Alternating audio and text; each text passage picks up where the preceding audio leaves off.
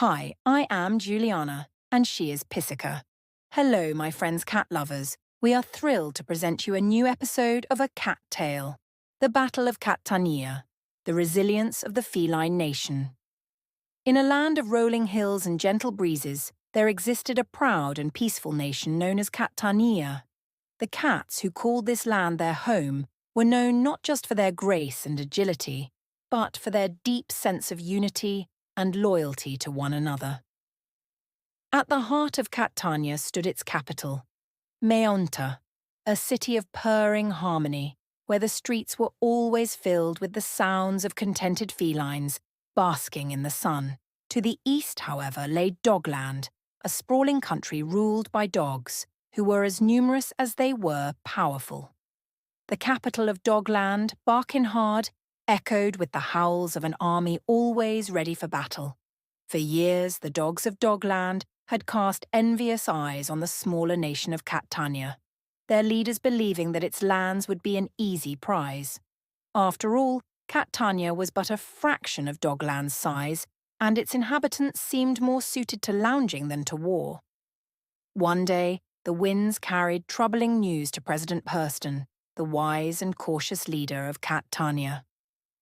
From his balcony in Meonta, he looked out over his beloved city and spoke quietly to General Whiskers, the courageous leader of Cat-tania's army. "The winds bring whispers from Dogland, General," President Purston said.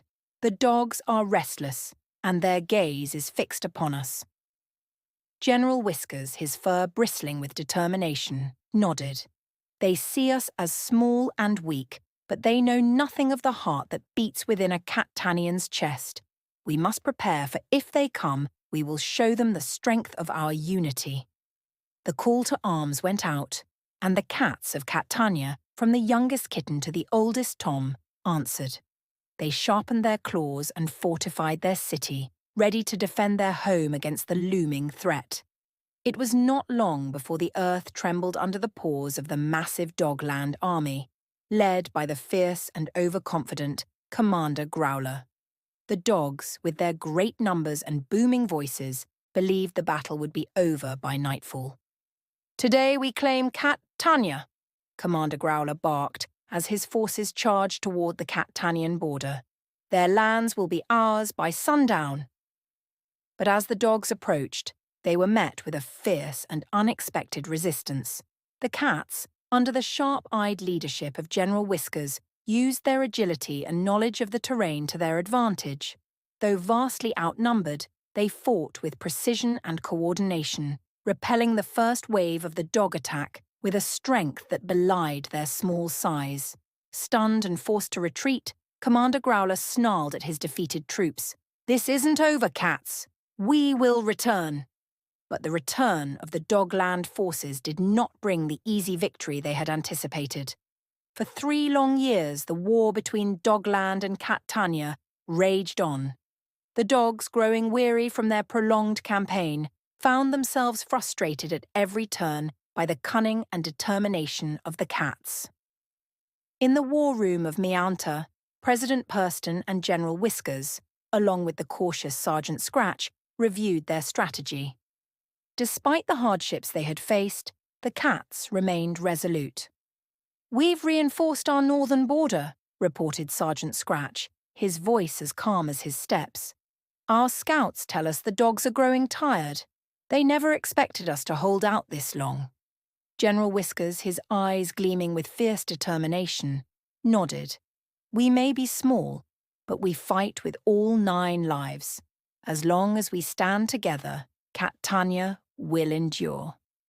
President Purston, with a soft purr of agreement, added, "The world watches us now, waiting to see who will prevail. We must continue to defend our home, our families, and our way of life." And so the conflict dragged on, with no clear end in sight. Both sides had suffered losses, but Cat-tania remained unbowed. The cats, though outnumbered, held fast to their land, their hearts filled with the pride and determination of a nation that would not be conquered.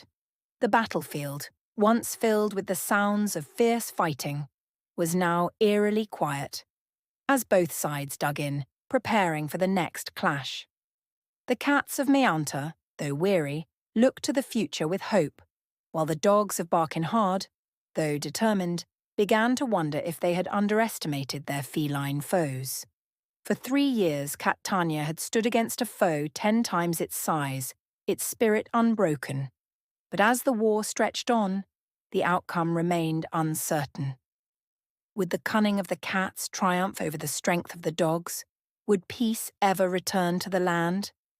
Only time would tell how this tale would end, in a story of courage, resilience, and the unyielding will of a nation of cats. Cats, keep resisting. We love you.